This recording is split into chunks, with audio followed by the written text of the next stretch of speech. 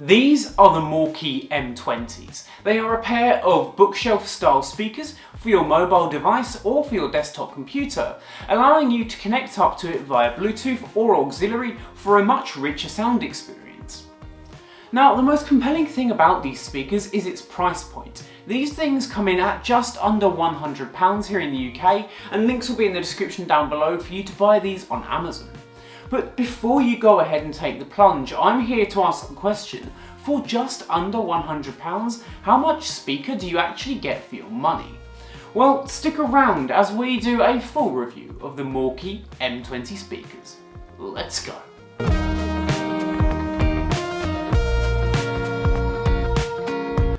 Just before we get into this review though, it is worth noting that during this review I refer to these as the Maukey M-20s. And that is technically not correct.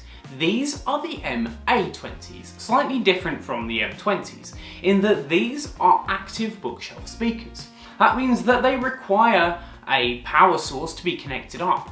So if you didn't want to have that power source reliance and you just wanted to run this from your home speaker system, for example, you can do that, but you would need the M-20s, not the A variant.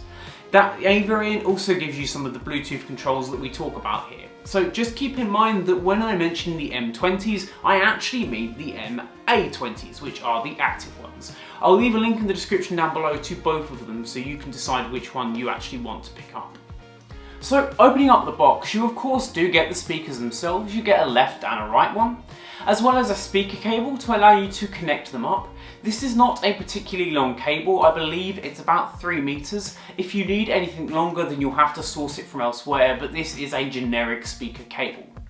You'll also receive 2 cables to allow you to connect up a white and red style audio output into a 3.5mm jack. This will allow you to connect up some older style of turntables perhaps onto these speakers to give you a better sound experience. That really is all you get in the box. You also get the instruction manual as well and warranty cards, but they really aren't important at this point. Pulling the speakers out and putting them down, you really do appreciate just how beautiful these things are. It has a beautiful wood grain finish on both the left and right hand side, as well as this nice mesh on the front as well. It's soft and it actually looks pretty nice. You can also remove this, it is just a magnetic mesh. Pulling it off will allow you to see those 4 drivers for each of the speakers. So each of these speakers is actually made up of 3 components. The 1-inch clear treble, the 2-inch bright mid-range, and the 4-inch bass. Personally, I'm a sucker for seeing the bare drivers, so I actually think that while I'm running these speakers, this is how I'll have them looking. But obviously from a protection standpoint, if you do want to keep that mesh on, it's really easy to pull on and take off as well. Taking a look around the speakers, on the left hand one you've got all of your inputs. This is your white and red style jack, your 3.5mm as well, and the speaker wire inputs. So that allows you to connect up both the speakers so you can have the left and the right channel working at the same time. On the back of the right hand side speaker, literally all you get is a speaker input. That is again just for connecting up the 2 speakers together. Keeping with the right one, looking on the left and the right hand side, you get nothing. You've got that wood grain look, but there's no kind of input controls or anything like that, which is a bit of a shame. But if you take a look at the left one, on the right hand side, if you're facing it, you're going to see 3 different dials. One for bass, one for treble, and one for volume. The bass and treble sliders have a minimum and maximum mount, which basically allows you to twist all the way to the bottom or all the way to the top, giving you none or all of the bass. Now, this would have been nice to see on that volume slider as well, because right now that volume slider will just twist forever, making it really difficult to understand exactly how loud these speakers are going to be until you actually start playing music from them. I don't fully understand why they don't have a minimum or maximum, just like the 2 above. Maybe it's something to do with it being also a clickable button. Pushing that in will change you between the Bluetooth and auxiliary input modes, so you can change between the 2 really quickly and easily. So setting these up on my desk, I was ready to get using them. For starters, I used the Bluetooth mode because I feel like that's probably where I'm going to be using these the most. Obviously my phone doesn't have a 3.5mm input, My laptop and my desktop do, so I can also test it with that. Going ahead and turning this on to Bluetooth mode, you don't get any audible cues to let you know that it's searching or it's found a device. Just going into your phone and connecting up to it like any normal Bluetooth speaker will get you playing your audio. And I must say, I'm really impressed by the audio quality for the price point. These speakers genuinely do pack a punch, even on the lower end. Obviously you can play with that bass and treble sliders there to get it basically to the sound that you would want.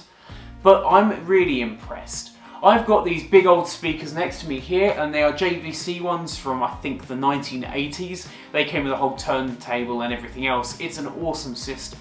But I find that the speakers are somewhat lacking. They are big old speakers, but they lack the clarity of something like the Maukeys here, which are much smaller. One issue a lot of people are having with this speaker though, is that at the lower end they're finding that the noise is quite hissy. You get an underlying hiss from the speakers at much lower volumes. I personally haven't found this, and I think it's just a few select units that are finding this hissing problem. Obviously, if you do have this hissing problem, you can just send them back to Amazon and get them replaced or a refund. I highly recommend doing so, but as I mentioned, this isn't a problem that I've found myself. One thing that I've found distinctly lacking from these speakers is any kind of mounting options. There's no way to mount these on a wall or on some standing stands for them, because there's no screw holes in the base or on the back. So if you did want to do that, you would have to find your own way of mounting them. Perhaps I could 3D print some kind of mount. So these are certainly built to be sat on a desk or on some kind of surface like a bookshelf. As you can hear from my sound test here, these are good speakers. They sound genuinely great because you've got a nice level of bass, treble, mids and highs. There isn't really an area that I felt these speakers were lacking. Maybe for some people the bass just isn't quite there, particularly if you're listening to a much heavier bass style of music like dubstep for instance. However, I found from my use case this is a good level, particularly as it's going to be used in a home office environment for me on a desk sat right in front of me. I don't want too much bass because I simply find it distracting. If you wanted this for a home movie environment, however, you may want to look elsewhere and find something with a dedicated subwoofer. For under £100 though, these things are so small, compact, and the sound is great as well. I genuinely think these are some of the best sounding speakers I've ever used, particularly for under that £100 price point. Anyway guys, why don't you let me know what you thought of these speakers in the comment section down below, and if you're interested in buying them, then there is an Amazon affiliate link down there as well. Anyway guys, my name has been Robert, this has been Review Clue, and I will catch you in the next one. Adios.